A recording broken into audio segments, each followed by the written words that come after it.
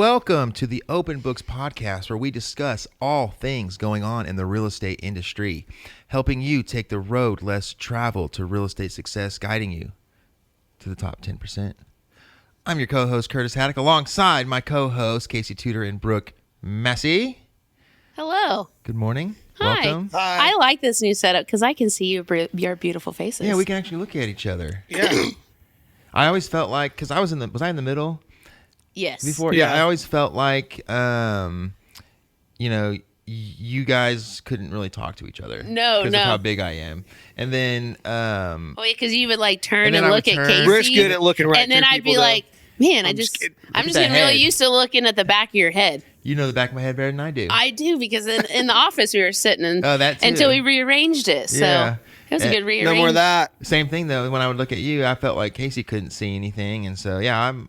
This I'm is a digging good. it. This is a good lesson to anyone who's wanting to start a podcast or any kind of video work, because it's not going to be good at first, and we're like more than 36 episodes in, and we're still figuring it out. And Because- that's No, we're just not. all We're you can do. experts, Casey. Yeah.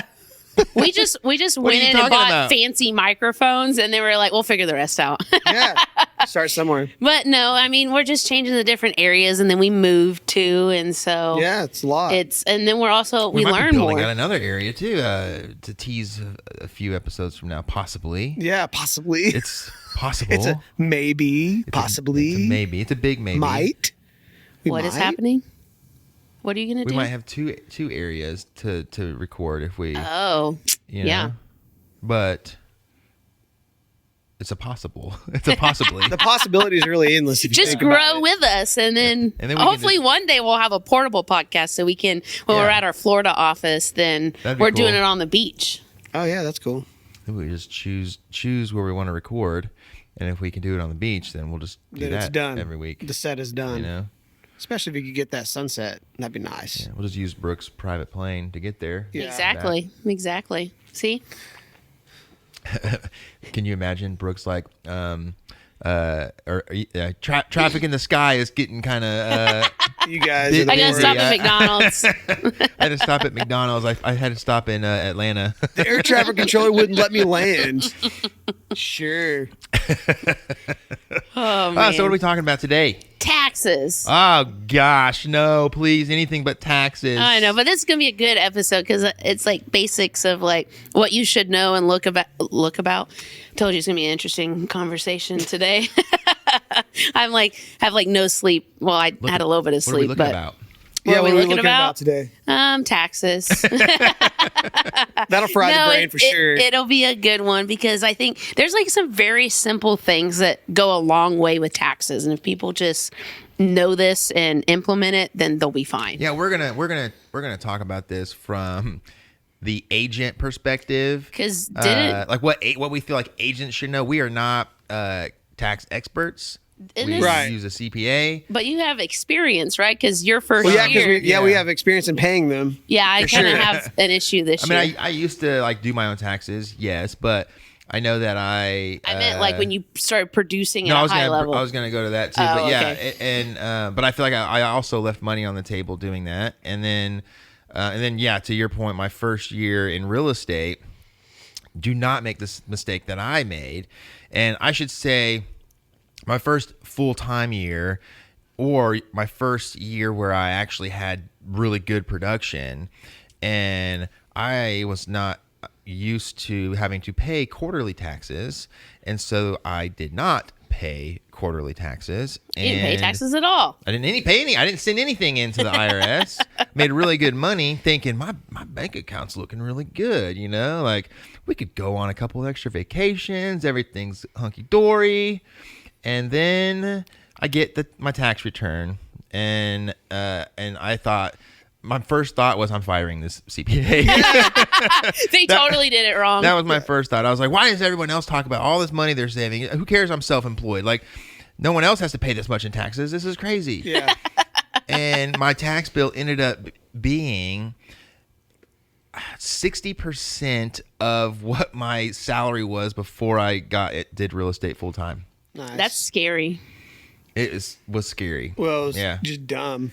It I mean, I mean, it happens because We didn't go on those nobody wants to vacations. talk about Oh it. man, yeah. Good It's- thing you find out afterwards. It's like insurance. Nobody wants to, like on our home insurance episode, nobody wants to go shop for home insurance. But then when something happens, it's like, oh shit. Should have listened to that episode. Same thing with taxes. Like it's not that scary. You can put very simple systems in place, and as long as you just track your stuff, you will be fine. Tracking is key, and there's all kinds of stuff out there that you can do, like hiring your kids, and I mean that list, like putting things inside your trust, and that it goes really far and it's endless. But I But think you don't need to know that's not that. what Just this start is. with the Yeah, basics. that's just not what getting this episode started is. is getting yourself a bank account with your LLC name in it, and that's where you put your commissions in, and then that's where you pay your bills out of, and then that's where you put.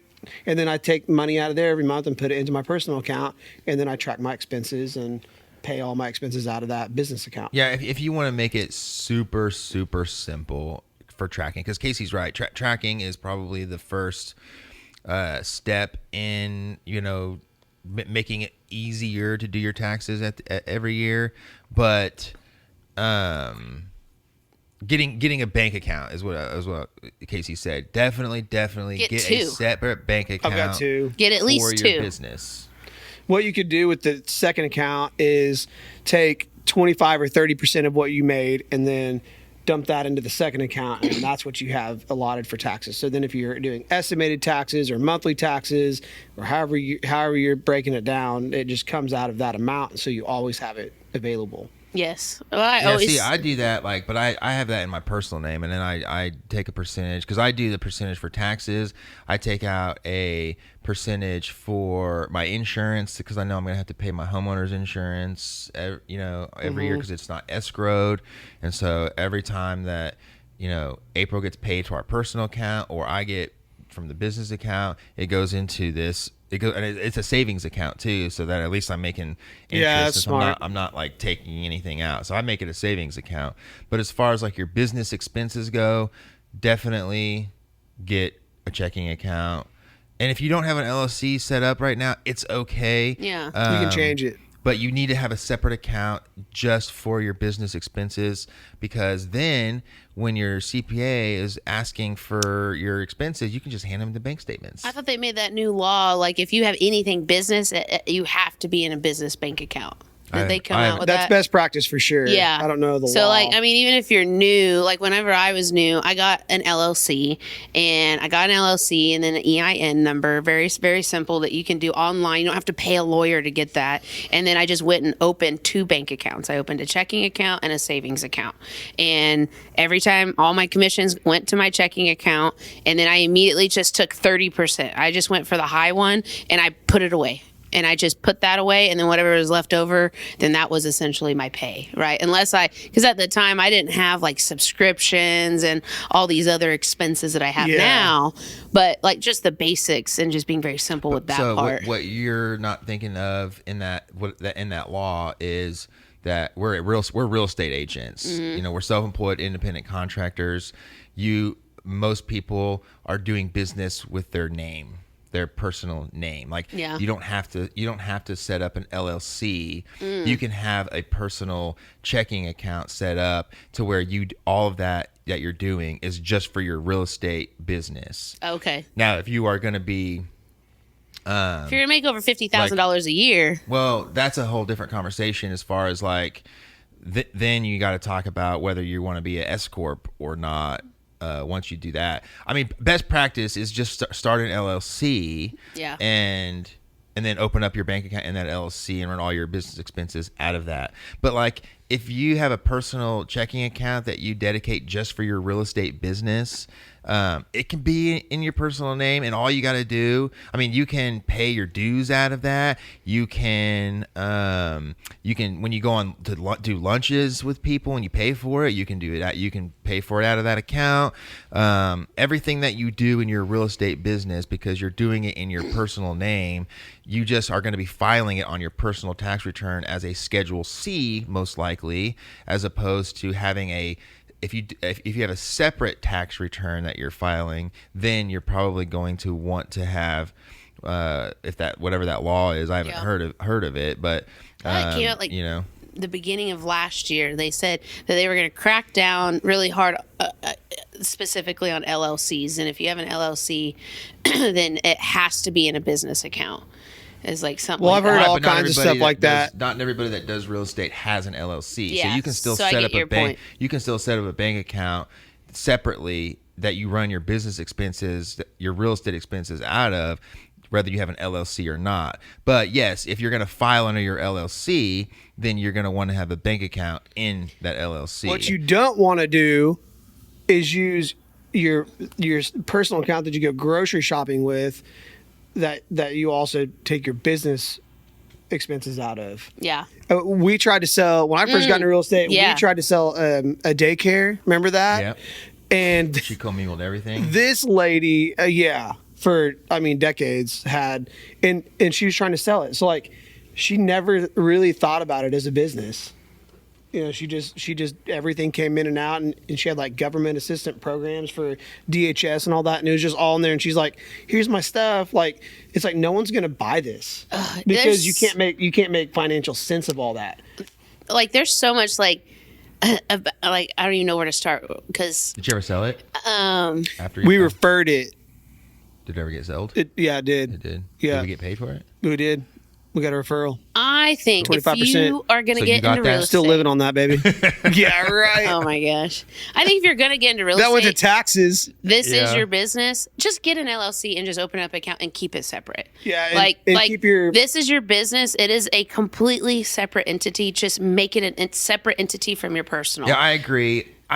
If you don't want to set up an LLC, you still need to separate your expenses somehow, some way. Yeah. Yeah, As and long as you're separating your expenses, that's the biggest thing. Yeah. Is there even any pros to not setting up an LLC? If you're going to go make good money, then you need all that to save on taxes. I don't know if I'm thinking Like if you about go to it. an like, S corp, I mean. no, that's what I'm saying. The biggest thing is separating your expenses to make it easier, whether you have an LLC or not. You know, Ask your lawyer I mean, yeah, I don't know. or accountant. CPA. Not lawyer. I think there's definitely like the pro is that you now are doing everything out of an LLC, which is in the title, a limited liability company. So you are limiting your liability of what you're doing for your business. So like if someone sues the brokerage that you're with and the transaction and that you're part of, like I don't think people realize, like I don't think agents realize they still have like exposure and liability personally when they're doing real estate. It doesn't just fall on the brokerage. I mean, there are certain things that there are policies and procedures that your brokerages have in place that you're responsible to know. And if you violate those, then you can personally be held liable for any damages that you cause.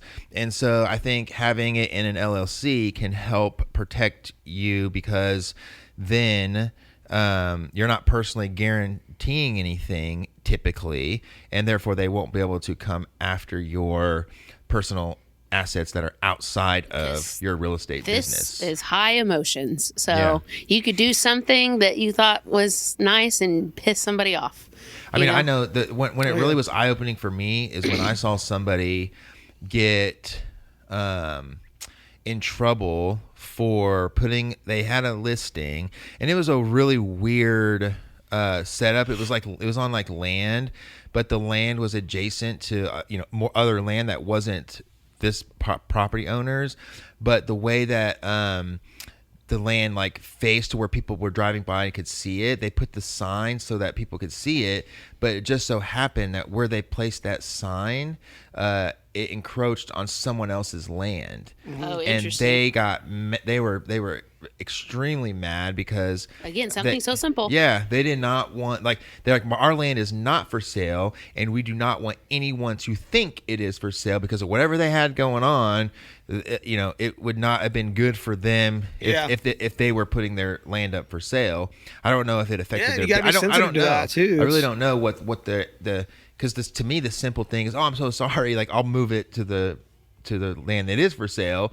But then that agent got in trouble and they had to file a claim and all that kind of, it was, so that was when it was eye opening for me. It was like, man, like something so little can cause a massive problem. Right. So just get an LLC and open up a business bank account. Yeah, because the biggest mistake I think that agents make is they don't track things. That's the next thing. I was actually talking to an agent yesterday, and they're talking about their business being down, and they're like, I had to make a list out today just to make sure that I was like actually working. Like I had to look and see that I was actually doing something today. Mm-hmm. She's like, I have all these people, I have 400 people in my pipeline, and nobody's buying right now. I have 3 buyers that are pre-approved and that's it. And she's like, I'm just nervous. And so we really talked about the differences. I said, because selling real estate and doing all this, that's just one side of your business. You also have to come over here and do a personal budget. If you're not personally budgeting, our industry it's a roller coaster. It's up and down, left and right, whatever. And we have times and periods where we have to stretch it for a little bit. So getting down and getting into like your personal budget in general and having a business budget as well. And it's just simple stuff, right? Like at your house, you got to pay your water, your electricity, your gas. Real estate, you got to pay your dues. That's it. You got to pay your monthly fee if you're at a monthly fee brokerage. Marketing, like signs, there's photos. I mean, there's like it's very. You just got to write it down, and you have to budget for those things. And you have to plan. Yeah, and you can build that list out as you go through the year too when you're new, because it grows. You don't know what you're going to actually write off.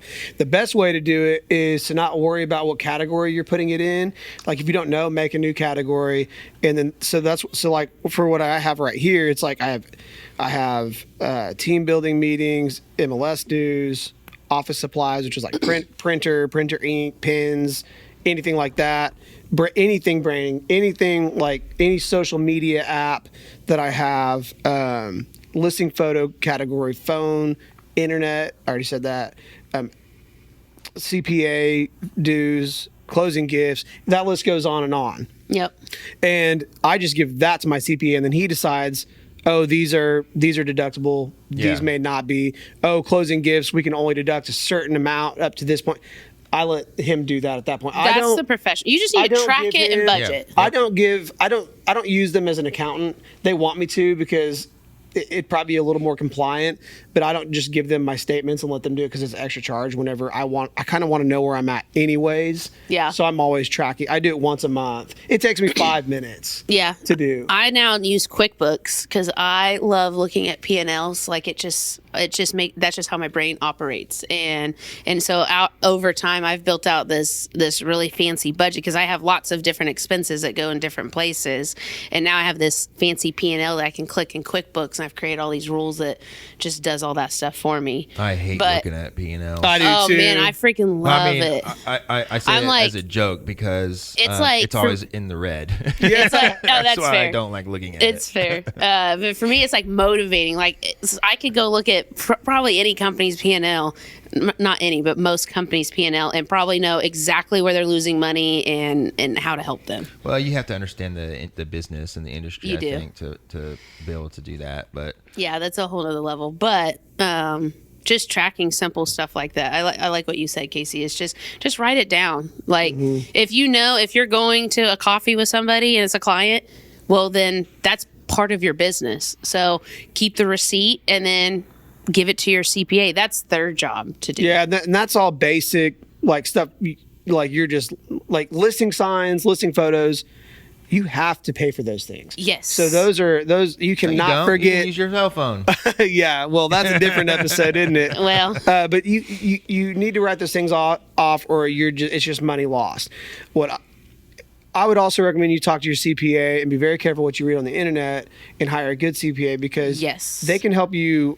Like, hey, you can put a max of $7,000 this year into this IRA, or you can do this, or you can do that to shelter some of those taxes. But what I want to caution everyone from doing is don't go spend $1 to save 30 cents. yes. Like it makes no sense to do that unless you just want a new MacBook. Yeah. And spend $3,000 on it, then fine. But like, don't go do that because you want to lower your tax. Well, because bill. our CPA And that's like a says- big thing in the industry. I always see those posts that say, is. "What are other things I'm not thinking about for write-offs?" Well, it's more like too like so. I've had the CPA I used told me, she goes, you see that a lot at the end of the year. Like I went and bought a truck because it was going to lower my taxes, and now I have a new truck, right? Yeah, now you got a $1,000 payment. And, yeah. what you got. Well, they would go buy it in cash. They had to go spend the cash, or I mean, I guess in some cases, some people do it for the depreciation. Yeah, they have a payment now, but my CPA, said, listen, if your CPA is telling you to go spend money at the end of the year, then they are not giving your account attention throughout the year. Ooh. You should never get to the end of the year and realize, oh, I need to do X, Y, Z. They should be telling you what to do throughout the year so that you don't find yourself in a position where you've made all this money and now you got to find write-offs, right? And that's not easy because you have projections, but you have a bad quarter, but the next quarter you did twice as good as you thought. But you have to do the best you can with projecting what you think you're going to make. Yes. It becomes a lot easier the longer you do it because you start to learn the trends of your seasonalities and stuff like that. Right. And to what Brooke was saying, like when you start looking at P&Ls, like your next step, Brooke, what I would recommend you doing is you start lining up your P&Ls month to month to month, and then you start seeing the changes in your P&L over time. And then you start to see trends, and you'll see, is it growing, is it declining, why is it? Yep. Winter it goes way down, and obviously in real estate that's what happens, and so you can start to then budget for the seasons, and you can really complicate it, and I just don't think you need to. No, it can be very simple. Like make open it up a bank super account, simple. save we it, do track. is already so much. Like, Just track it, and then have a good budget and just Have a plan good for those CPA. things. So save 30%. Try not to waste money on things that you don't really need. And then the other thing is mileage. So if you don't have a mileage app, like every time you go to a showing, like you need to get a mileage app. I use Mile IQ. I better get a sponsorship, but Mile IQ is really good. It's like $60 for the entire year, which is also tax. I can write that off on my taxes. And now it's like Tender. And I get on here every Sunday, and then Swipe right or left? I swipe right for business or left for personal, and that's how it is. It's kind of fun. and don't go paying for the mileage app unless you talk to your CPA, and that's what you're going to do for your write-offs, because there's two different ways you can write off your vehicle expense. It depends on which one's going to give you more write-offs, right? Because you can write off your repairs and maintenance and things like that, but then you can't use mileage. But if you use mileage, then you can't write off like repairs. So it depends on what's going to be best for you and your business. In real estate, typically mileage is going to be the best because you drive a lot. Yeah. You look at it like this: a really busy realtor will drive 20,000 miles ish, and that equates to about $10,000 for a deduction, just automatically, and it doesn't depreciate. So it's year after year, regardless of what vehicle you're driving.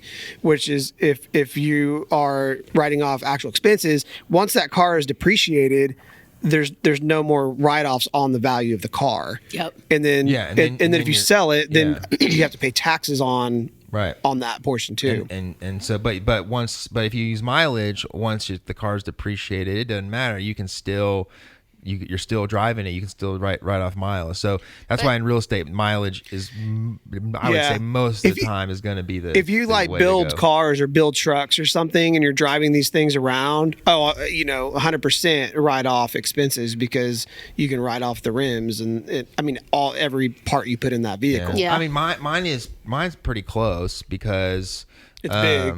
Well, not only that, but I'm not. It doesn't count when you're driving to and from the office. Yeah. And so as someone who is not a big producer, like I'm not getting a bunch of mileage driving to appointments and all these places and showings and stuff. And so it kind of, it gets really close. It's really close. So really, go get an LLC, go open up 2 bank accounts, and then go find a good CPA instead of meeting with them. And that's really Do it once a quarter. that honestly- all you need to Meet do. them once a quarter until you really know what you're doing. Yeah, because it's like you're not going to know everything. You don't need to know what you need to write off. You don't need to know the percentages. You don't need to know that if you buy a truck at the end of the year, it's going to save you. Stop stressing about that. Figure out how to sell houses first. And don't pay cash for anything. And then the whole point of like people, like they think they have to know everything, but it's like, no, you can't be in control of everything. You got to let the control go. And you have to, if you want to scale or do more things, you have to have these good people in place, a good lender, a good title company, a good CPA. You got to have those good people in place so they can take care of that stuff. Otherwise, you're just going to be in your house every day, stressed out, not spending time with your family or whatever because you're trying to do all of this extra stuff, and it's like, just hire somebody. Worse, if you're trying to do all your finances and it's almost like a full-time job. Now you're not selling houses, and so I personally think, yeah, if you just do those simple things and then you have your account for your business expenses. Yeah, you don't need to know what kind of write-off it is, how much of it is allowed. If you are spending money and it's for your real estate business, then use your business card. Yeah, and if you want to take it one step further, I would get a credit card that has rewards on it, and then I just use that for all my business expenses. And there's a couple benefits. One of the benefits is I get rewards, so I get points, and then the second one is I get protection from theft. If somebody comes it's not my and bank. It's not my bank account. It's the credit card, so they can dispute that a lot easier. But I would say if you don't if you don't have the ability to pay that off every month, do not do that because paying interest is just stupid. Yeah. So, but I do think it's really cool because then I just print out my statement and I'm pretty much done. Yeah, I do the same thing. Like, well, more so now because we've been hiring a budget coach and doing more and more stuff, and it is a lot. But usually, I look at everything once a month, kind of just balance everything, see where we're at, and then just do that. Right. So I will say, if once you cross over a certain threshold of revenue, I want to mention that, like, an S corp versus just a regular LLC. An S corp is just a tax identification process. Basically, you're not an actual corporation. Still an LLC. It's still LLC. You're not a corporation, but you're going to be you're taxed as a corporation, but you operate as a LLC, and it's extremely advantageous when you start making, and again, talk to your CPA for your situation, but typically it starts to become advantageous when you cross over $65,000-$70,000. And what the S corp does, and actually when you're an S corp, you can eliminate the need to have the two checking accounts because you're going to be paying yourself a salary, which you automatically are withholding taxes and sending it straight to the IRS. That's setting up with every paycheck. And that's a whole nother thing that your CPA can do is set you up on payroll. Yeah, so you'll get on payroll, and however often you pay yourself. Mine, I get paid every 2 weeks. And what? Essentially, get paid once a month. Yeah, essentially. I haven't set mine up yet. I'm in the process. Essentially, it's all the money goes into the business account, right? And then we run payroll, okay? And then my payroll, I get some of it gets withheld, and that's my taxes, the estimated taxes, and that gets sent straight into the IRS for me. It's withholding, you have self-employment taxes. Yeah. It's withholding all of the Medicare, Medicaid, everything, and then my personal account, my non-business account, is actually getting a paycheck. Right. And so it's like your corporate job. It's like instead of you're at work and then you get your paycheck stub and then you see all the Social Security, Medicare, and all the things. What goes to state, what goes to federal, all that. That's just all it is. Just now you're the one setting it up for yourself. Whereas different though is when you don't make any money in a month, that shit still comes out. Yes. So it's like, Yes. that's why you really have to be careful. Well, And no, if you don't budget. make any money, how can it come out if you don't make any It money? just comes out of the check. Because you Because still got to how pay do you get a check? yourself. If you are an well, that's why you don't set up a S corp unless you're making enough money. I mean, you could in theory call your CPA and say, "Hey, we need Stop. to, yeah," but Yeah. I'm not going to do that because I know the next month is going to be really good. Yes, You might as But well just I was yes. just making a point of like, yes, because be you know, ready, be ready to pay. Yeah, but the way it gets So set up, budgeting it comes into gets play. set up based on what you're estimated for the year. Yeah, so right. as long as you're on track to hit that, it doesn't matter if you have a good month or not. As long as you are on track to hit your goal for that year, it's set up based on what your estimated taxes are and what you're going to make. Now, the reason why setting up an S corp is so advantageous. Whenever you set up a salary for yourself, it's deducting payroll and your taxes, Medicare, Medicaid, which now means that does not have to have, you don't have self-employment taxes On that, on right. that amount. And so in order for that to work, you have to pay yourself a reasonable salary. What is that? And that's the catch. It's like, yeah. I don't know. Well, that's Payroll. what I got. That's what I got audited You on. got dinged for that. and yeah. and my CPA is the one who even set the amount up based on what I earned. But it was like, so I get this bill for $25,000 saying that I did not pay myself a fair and reasonable salary. Yeah. Well, guess what? Guess who gets to decide that? The government. The government. They decide. Weird. So the way it's written, and you got to be careful. So you had to pay the bill. Did the bill go back to yourself? No, I had to No, to pay pay. the government I had to pay more my taxes. CPA to go fight this. And then Crazy. you still owe taxes to the government based on it because they're saying that you kind of cheated the system and that Right. so that you didn't have to pay taxes because you didn't pay yourself a fair and reasonable I salary. got out of the $25,000 fine, but I still owed my CPA like $2,000 for his time. Well, you still owe like, gee, you still owe thanks. taxes. Well, I still didn't pay you? Not taxes, the full, sure. not the full amount, but they still found that it wasn't the full amount. No, I think right? no, we got out of You it. got out of all of it. Okay, I thought. Well, there was one year. He threw tax code at him that they don't even know. Yeah, for sure. Yeah.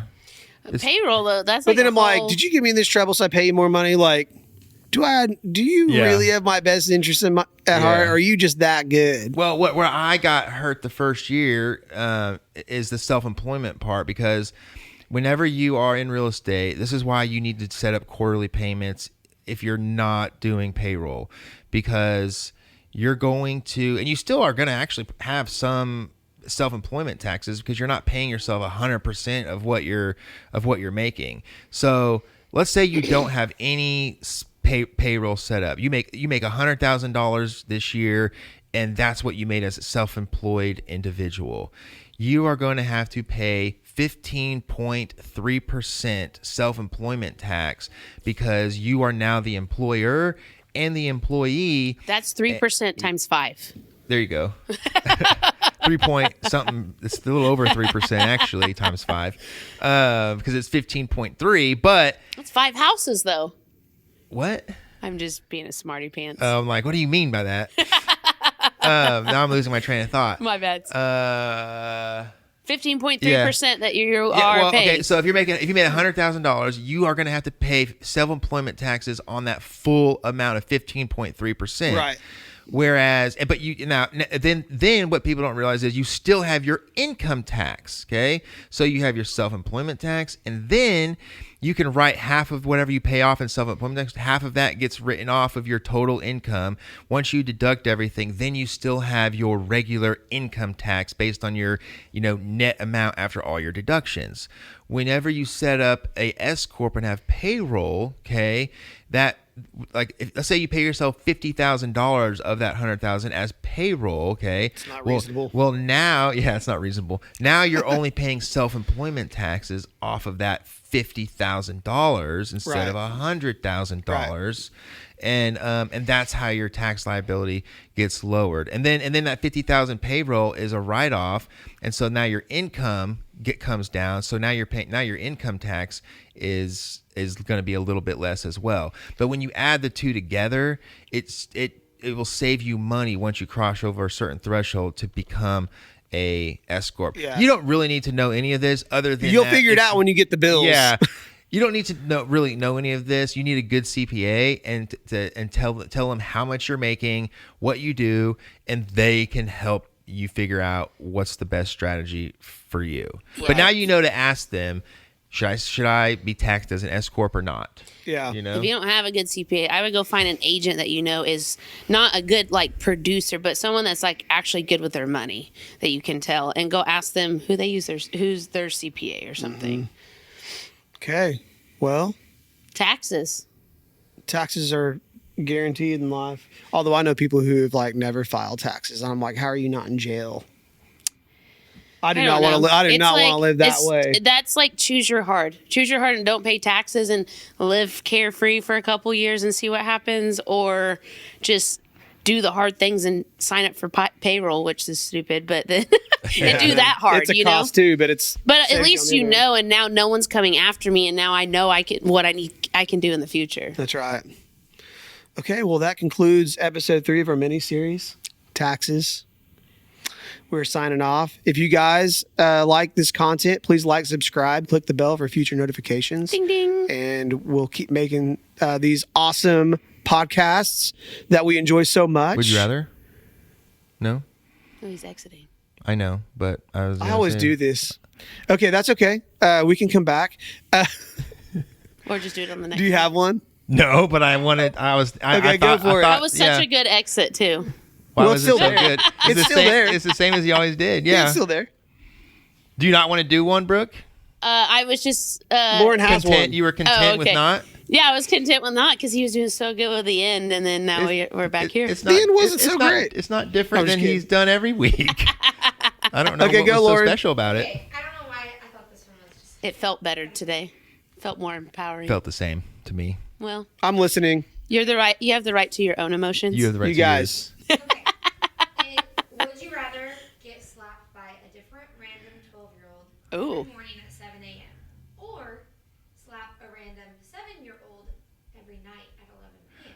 That's a really weird one, Lauren. That is a weird one. Would you rather get slapped by a random 12-year-old at 7 p.m. 7 a.m. every morning, or you're slapping a random 7-year-old every night at 11 p.m.? I would rather get slapped by a child than because slap a child. because you're gonna go to jail. Yeah. Do that. I mean, Yeah. that's And probably it point might- number one. and it'll wake me up maybe. That's what I was gonna say. Point Yeah. number 2, I'd probably be awake, and at 11 No p.m. laws. I'm in bed. No laws is the. Well, Oh, I thought we couldn't do no, stipulations. there's still ethical I don't think I laws. could live. I don't think I could live with slapping a child in the face, especially if they didn't deserve it. I was like, unless they deserved it. I mean, No, I don't think anybody.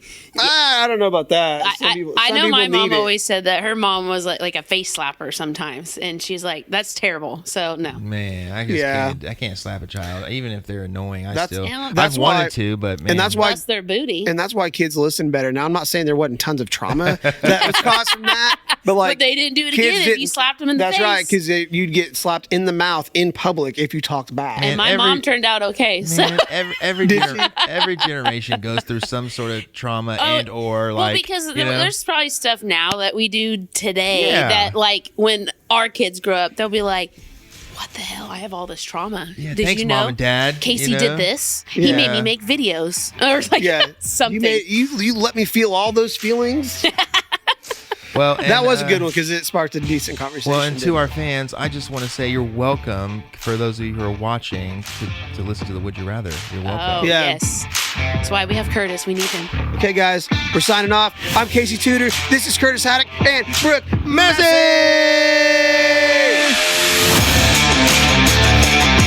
Massey.